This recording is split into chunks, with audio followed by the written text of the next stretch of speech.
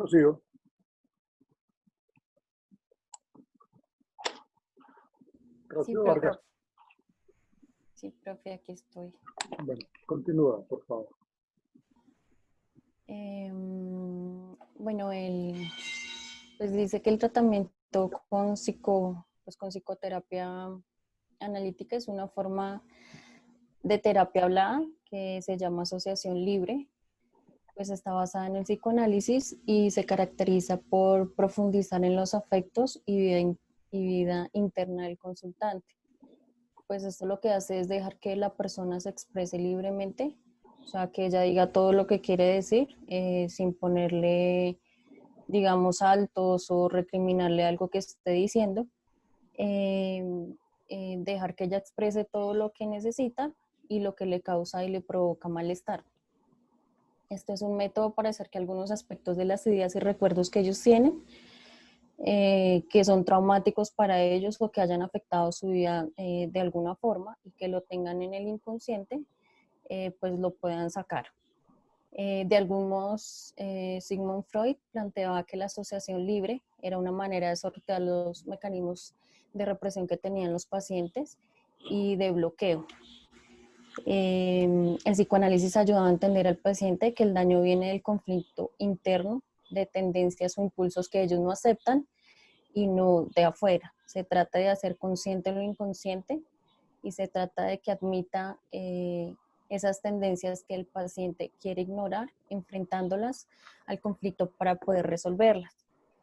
Obviamente, pues esto va en la pericia que tenga el psicoanalista para poder realizar este tipo de terapia y digamos que la labor principal es que el paciente controle el TOC y no que el TOC obviamente controle al paciente. Y ya, profe. Sí. ¿Qué tengo yo que decir con respecto a un manejo psicoanalítico en un trastorno obsesivo compulsivo, ¿no? Es evidente que un trastorno obsesivo compulsivo tiene unos procesos de aprendizaje en el núcleo familiar, en la infancia como tal, ¿no? Es evidente que los patrones de crianza que de pronto pueda tener una persona en la infancia pueden influir en estos trastornos obsesivo-compulsivos, ¿no? Yo desde mi punto de vista profesional, yo considero que un trastorno obsesivo-compulsivo puede ser mejor manejado, o sea, es mi opinión, ¿sí?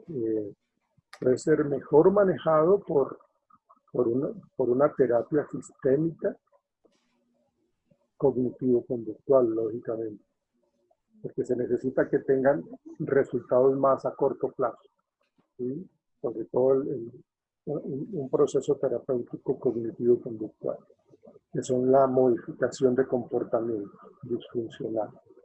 Imagínense ustedes una persona con un trastorno obsesivo-compulsivo, como tú lo decías, Rocío, con esos rituales permanentes que tienen ellos. Ellos no tienen una vida agradable, no lo tienen, es decir, su vida es un caos en todo sentido. ¿Cómo ellos van a tener una vida sana, tranquila, cuando tienen sus sistemas de pensamiento una serie de rituales que tienen que llevarlos a cabo? Porque hay algo que tienen los obsesivo-compulsivos, hay algo que tienen los de trastorno obsesivo-compulsivo, y es que ellos necesitan tener controlabilidad y predictibilidad. Son dos características que a ellos siempre los acompañan, tener controlabilidad y predictibilidad. Si yo controlo mi contexto, si yo controlo mi ambiente, si yo controlo, y cuando yo digo ambiente es inclusive a la familia, a la gente que está conmigo, yo puedo predecir qué puede pasar, porque tengo controlabilidad y predictibilidad. Entonces si no controlo, no puedo tener predictibilidad.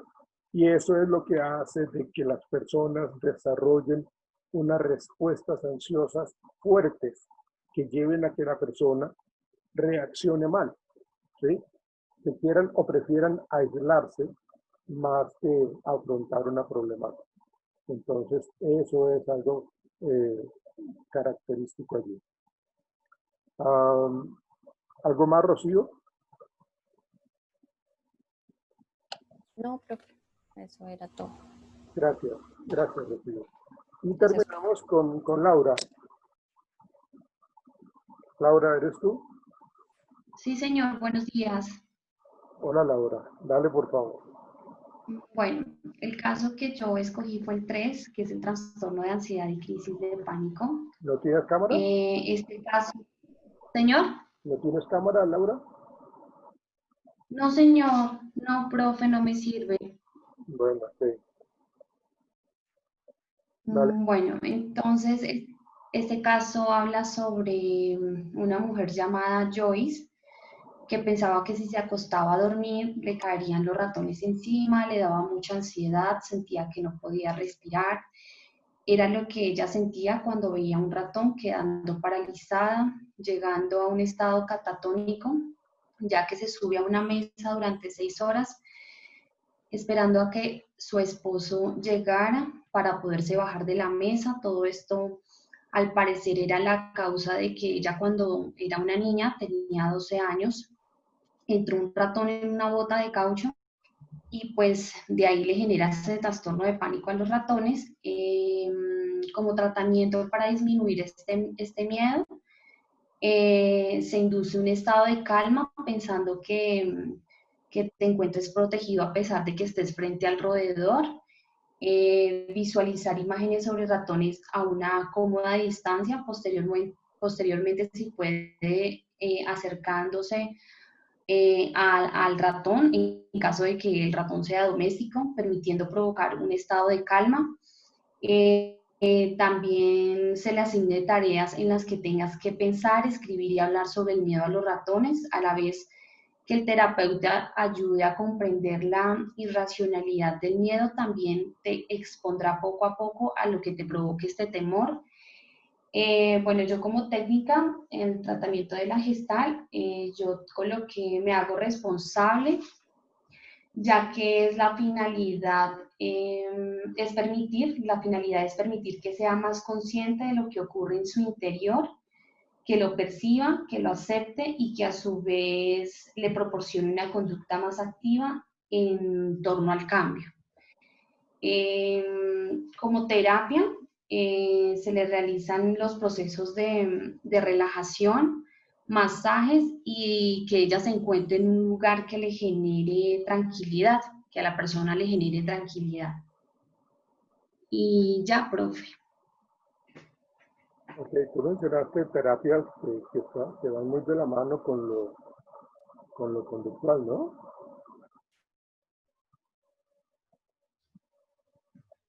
Sí, señor. Porque tú mencionas aproximaciones sucesivas, tú mencionas acompañamiento de la relajación muscular, de procesos de relajación, y en cierta manera sí tiene razón, pues porque la idea es como llevar gradualmente a la persona a que viva esa experiencia y que tenga toda esa respuesta emocional que la pueda controlar. Entonces sí colocaste bastante lo del tema de lo cognitivo conductual, la modificación de comportamiento. Pienso yo que eso es como la fortaleza de lo conductual, que trabaja prácticamente lo que son más respuestas de ese estilo, respuestas de ansiedad, que limitan a la persona en que se necesita que afronte de una manera pronta pues todos esos miedos y que los saque adelante. Bien, muchachos. Sí, señor, para vencerlos. Bien, gracias, Laura. Bueno, profe. Las personas que tengan la cámara disponible, por favor, actívenla. Bien, muchachos, entonces vamos a... Gracias, Jessy y Janet. Vamos a continuar con el tema de los modelos de intervención. quiero centrarme un poco en el humanismo, ¿sí? Fíjense que el nombre mismo del humanismo pues ya es como interesante y es entender un poco todo el contexto en que empezó a aflorar el humanismo, ¿sí? Resulta que el humanismo nace en los Estados Unidos y viene de una época que ha sido supremamente fuerte para nuestra humanidad, para nuestras sociedades, en donde estamos viniendo de la Primera y la Segunda Guerra Mundial, y más o menos en 1945 que termina la Segunda Guerra Mundial, entonces donde nosotros, curiosamente, nosotros los seres humanos estamos como demostrando todo ese potencial para hacernos daño. O sea, toda esa capacidad intelectual para crear bombas que nos acaban, ¿sí? O sea, toda esa tecnología, toda esa inteligencia la volcamos, pero para hacernos daño, ¿sí? Entonces aquí está lo de la Nagasaki, toda esta cuestión en donde demostramos que somos capaces de acabarnos como humanidad, como seres vivos de nuestro planeta, ¿sí? Entonces, a partir de allí, a partir de allí empieza a surgir esa corriente humanista. Y sobre todo, entender de que en Estados Unidos, más o menos por esa época, fue la época de la Gran Depresión de los Estados Unidos, en donde la parte económica estaba supremamente mal en la gente, muchas personas estaban sin empleo, pero gran cantidad de personas, entonces claro, toda la gente se volcaba a robar, a hacer cosas totalmente desesperanzadoras y pues lógicamente llevaban a la gente al suicidio como tal.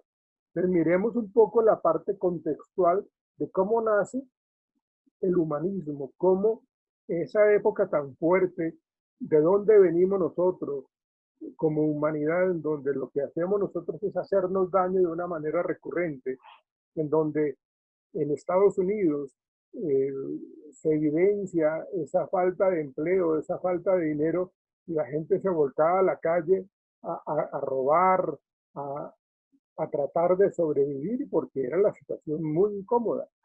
Entonces, de todo eso, de toda esa parte contextual, aparece el humanismo, entendiendo entonces que miramos nosotros en un continuo en donde empezamos con el psicoanálisis, ¿cierto?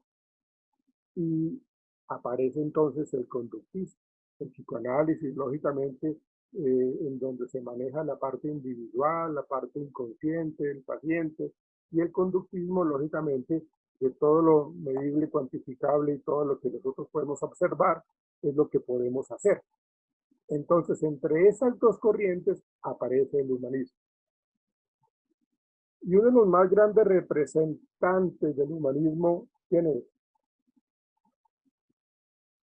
¿Quién creen ustedes que sean? Seguramente ustedes nos han escuchado hablar Víctor Frank también. Fíjate que Víctor Frank también en su o Carl experiencia, Rogers. claro, fíjate que Víctor Frank en su experiencia, porque él estuvo preso en la cárcel allá en Alemania, él estuvo preso y realmente él empezó a hablar de el sentido de la vida del ser humano. Entonces, lógicamente, es un buen representante del humanismo. Pero antes de toda esta situación aparece Abraham Maslow, ¿cierto? Y él empieza a decirnos un poco, oiga, nosotros tenemos que ver al ser humano de una manera diferente, de una manera mucho más favorable, ¿sí? Hablemos un poquitico de la historia de vida de Abraham Maslow. Abraham Maslow es, pues, en su época, él, la verdad, nunca se destacó en el colegio, fue un alumno pues, como muy regular, ¿sí? Muy del grupo, así, no sobresalía, ¿sí? Y aparte de eso, pues, él era una persona supremamente eh, poco atractiva, digámoslo así, para las mujeres.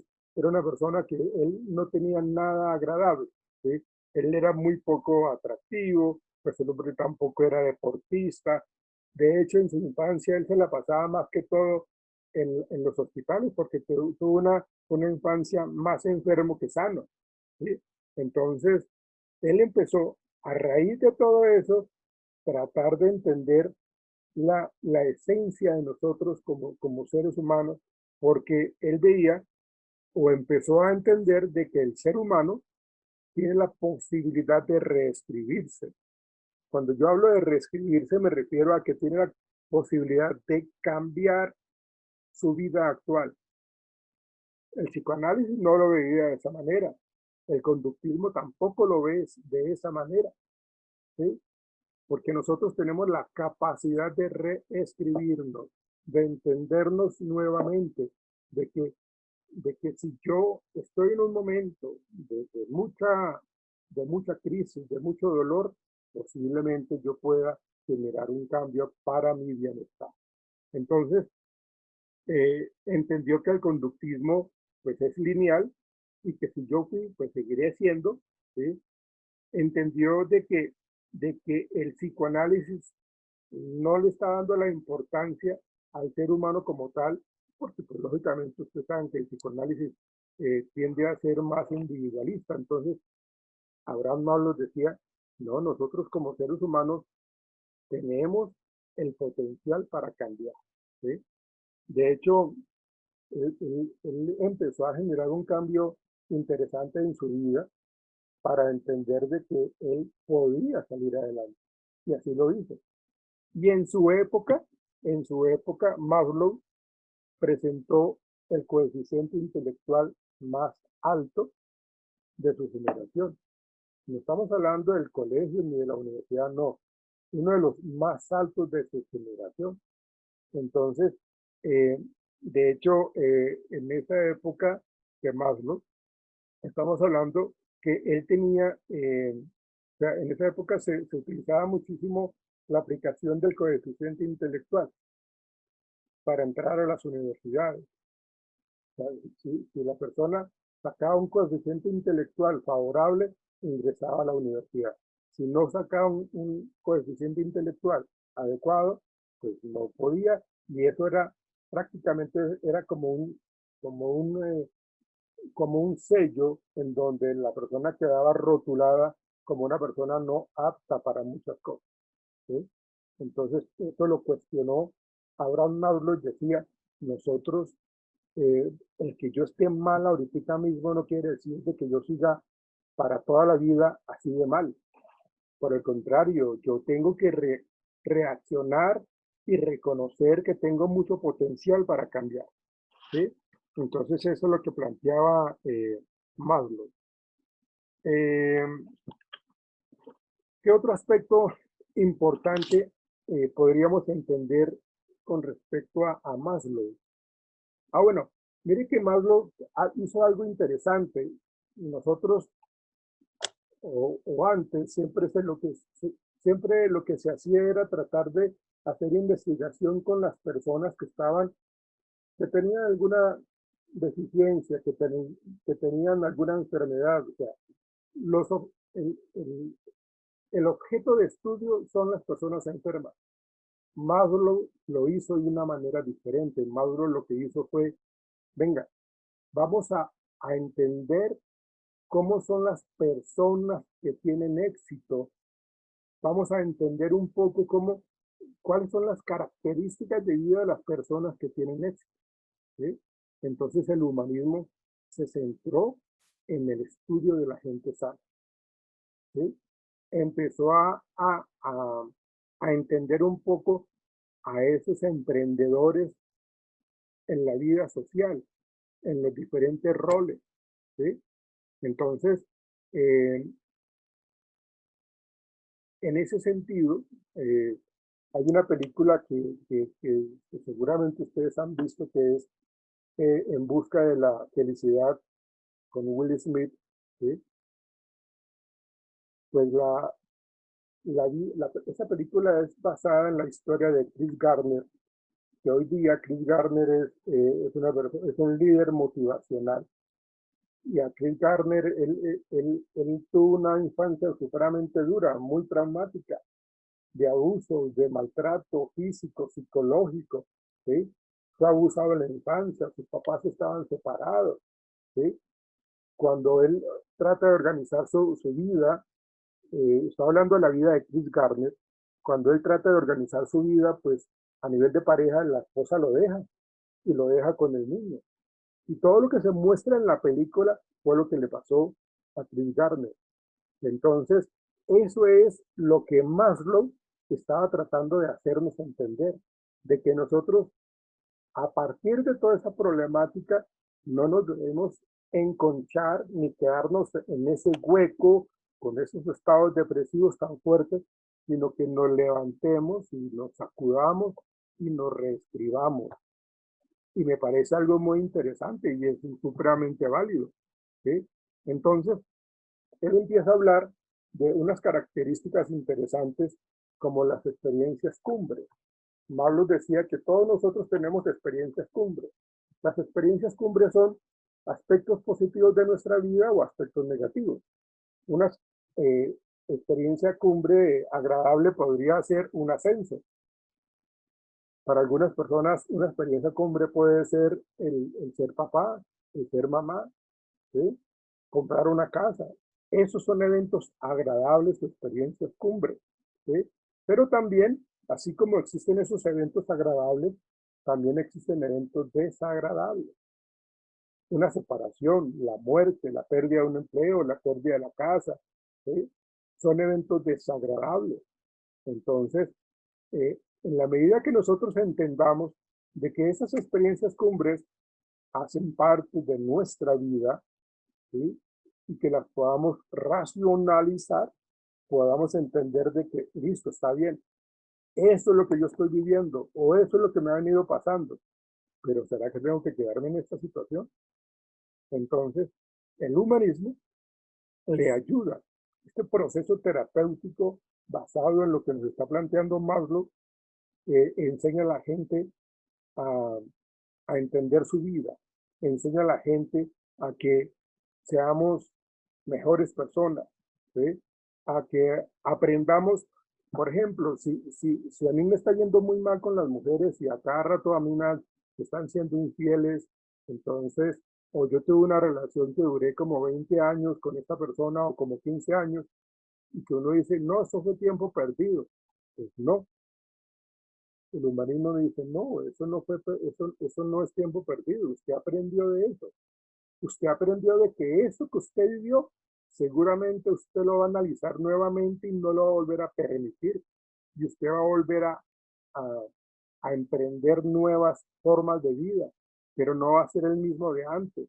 Lo que yo soy hoy día, yo no era así hace 5 años. Yo, Javier Florian, he cambiado en el transcurso de la vida y lo que la vida me ha generado a mí, experiencias buenas, regulares, malas, entonces yo he venido cambiando. Y eso es lo que nos plantea el humanismo, al ser mejores personas.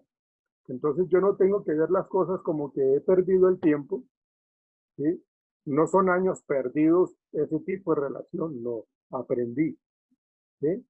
Que si yo aprendo de un abuso sexual, ¿sí? Si uno no maneja esos temas, entonces seguramente voy a quedar yo prácticamente encerrado en un ciclo emocional negativo. Entonces, si yo no soluciono eso, de alguna manera positiva, de una manera funcional, como por ejemplo ayudar a las personas, tener una conducta como altruista, prosocial, cómo le ayudo yo a la gente, entonces yo lo aprendí. Realmente lo que nos ayuda al humanismo es exactamente a eso, a reescribirlo, a empezar nuevamente de cero, aún teniendo una serie de experiencias negativas en nuestra vida, ¿sí? El otro aspecto interesante que plantea Maslow, uno es las experiencias cumbre, la otra es lo que hoy día se conoce como la resiliencia, y es esa capacidad, nuevamente, de aprender de lo que yo estoy viviendo, ¿sí? Esa fuerza que lo hace a uno superar los problemas, ¿sí? Entonces es levantarse y sacudirse y decir, yo soy capaz de hacer esto, yo puedo salir de esto, yo tengo una muy buena resiliencia en la vida, ¿sí? Entonces, los problemas no me van a dominar a mí, vamos a aprender de ellos, ¿sí? Y vamos a rescatar todas estas experiencias que realmente a nosotros nos pueden llevar a aprender y a no quedarnos enconchados, a no quedarnos como limitados y con miedo. La gente que no tiene resiliencia, pues lógicamente no se va a arriesgar a hacer las cosas. Vamos a tener una gran cantidad de temores que no me van a permitir salir adelante. Es decir, tenemos muy baja resiliencia como tal, ¿sí? Hay muchos ejemplos de esta resiliencia. Yo me acuerdo, no creo que ustedes hayan vivido la época del DMG de David Guzmán, ¿o sí? ¿Algunos de ustedes se acuerdan del DMG? David Murcia. Exactamente, Sí. ¿no? Exactamente, cómo la gente se volcaba a entregar su plata y entregaba eso para que se le multiplicara y se multiplicara. Y a mucha gente le fue bien, pero también mucha gente perdió mucha plata, ¿sí?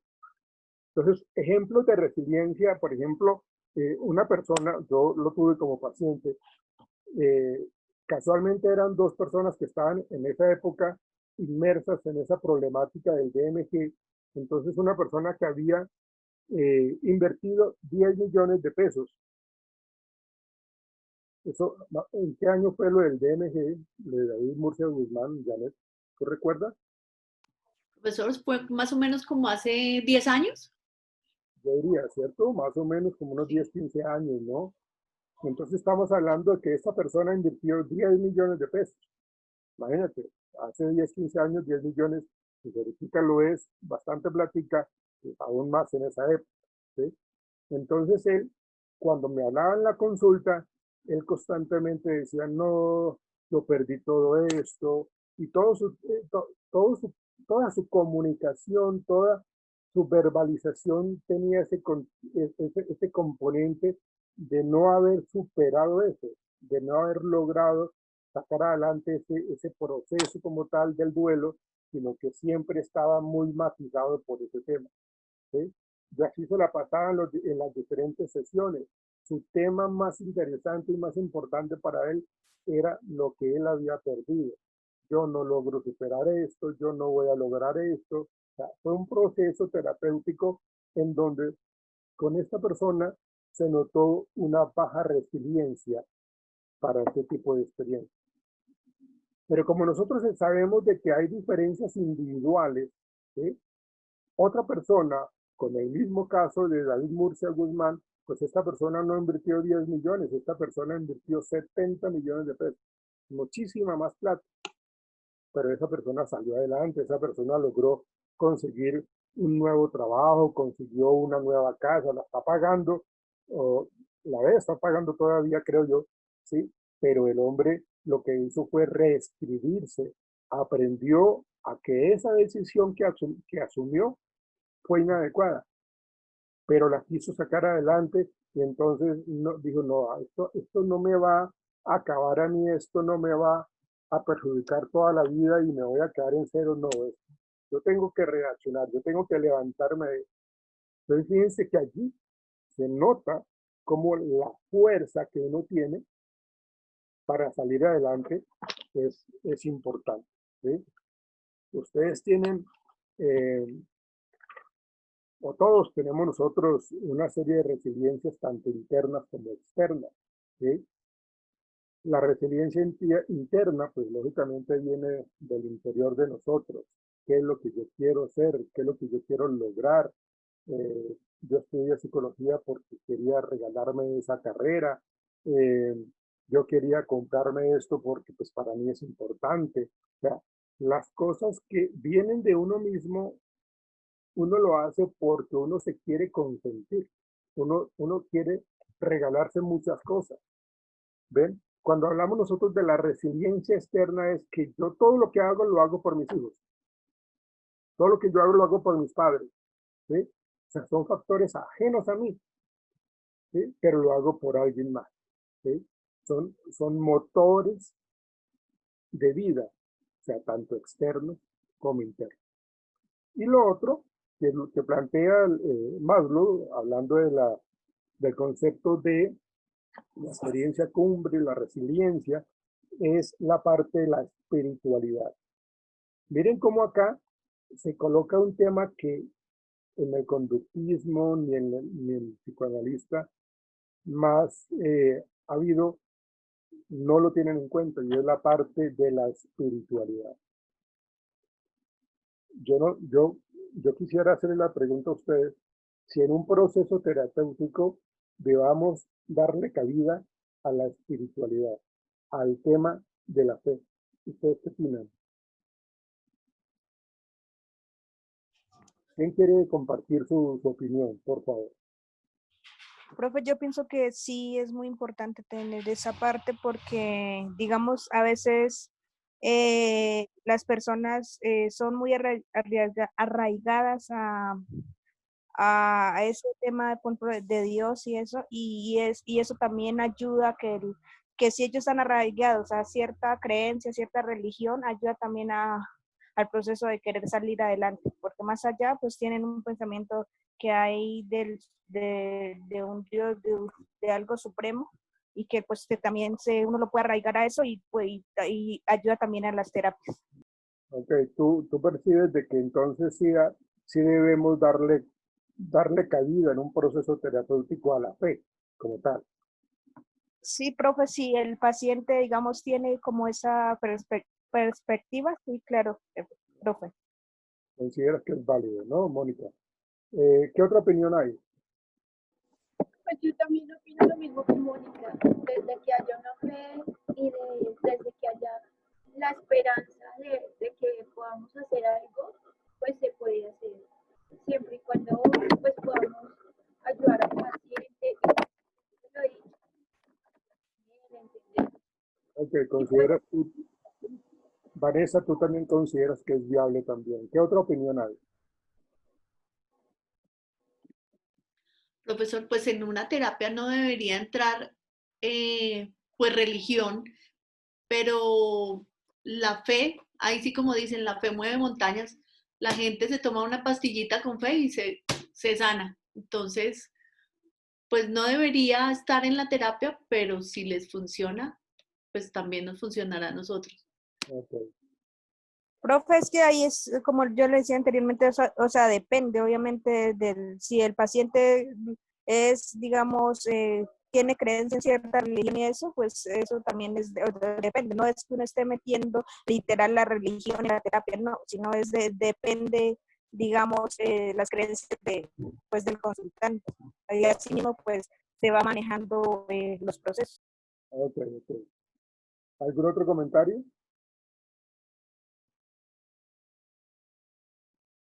Sofi, Profe, pues creo que no, porque es que igual de todas maneras así la persona tenga sus creencias, pues no van a ser iguales a las mías, entonces pues como que no podría meterme con algo en lo que no, y pues no sé, profe, lo veo así. ok, no, es válida. Tu opinión es válida. Melissa, ¿cuál es tu opinión, Melissa? Profe, pues, o sea, concuerdo con Sofi, porque sí es importante el área espiritual y hay que tenerla en cuenta nosotros como psicólogos, porque como dice Janet, la fe mueve montañas y las personas creen mucho en esto, pero viéndolo desde un punto totalmente terapéutico, pues ahí yo siento que habrían como cosas que no estarían del todo bien Ok. para la ayuda de la persona. No siento que deba de girar en torno a la espiritualidad. Ah, ok, ok. Fíjate que tú agregaste un comentario más como más centrado y es que no debemos centrarnos ni que sea el eje conductor la parte de la espiritualidad como tal. Eso es lo que planteas tú, Melissa. Blanca, ¿tú qué opinas, Blanca? Profe, estoy de acuerdo con lo que dijo Melissa.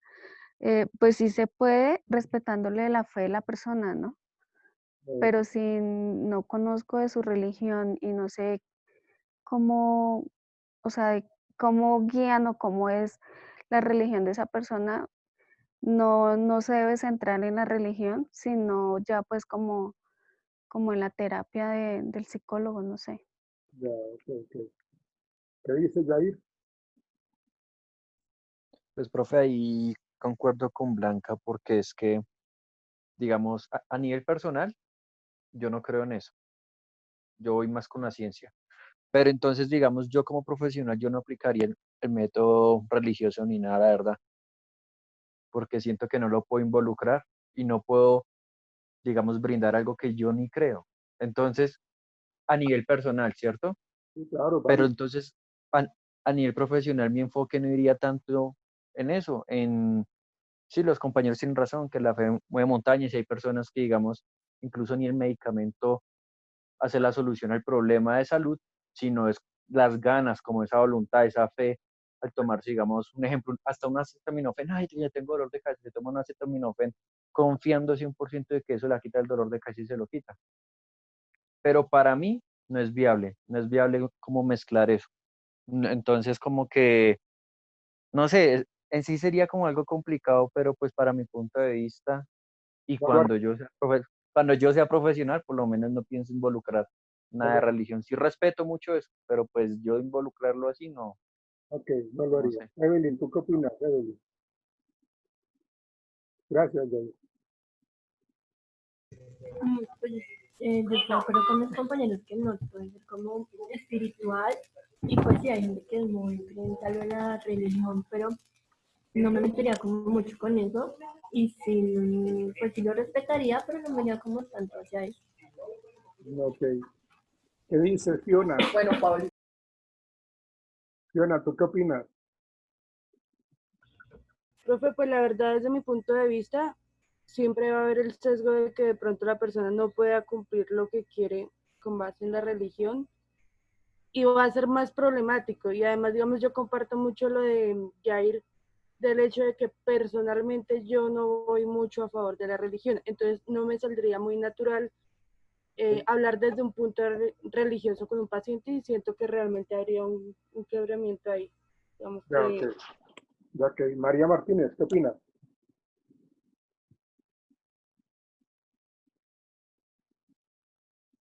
María Martínez, ¿qué opinas? Profe, pues, no sé, antes de dar mi opinión, quería hacerte una pregunta. ¿Existe alguna terapia basada en la religión? Y hay algo que se llama teoterapia. ¿La ¿Ya? cual? Teoterapia. ¿Y en qué se Lógicamente, basa? pues en la religión, o sea, esto es un movimiento terapéutico que está muy relacionado pues con la parte de la espiritualidad, de las creencias, es más manejado por la parte cristiana como tal, ¿no?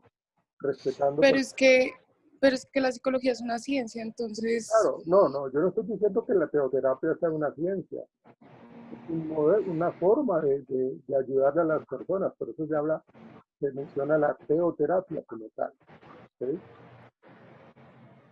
Bueno, ¿y tu opinión cuál es, María? no, para mí tampoco.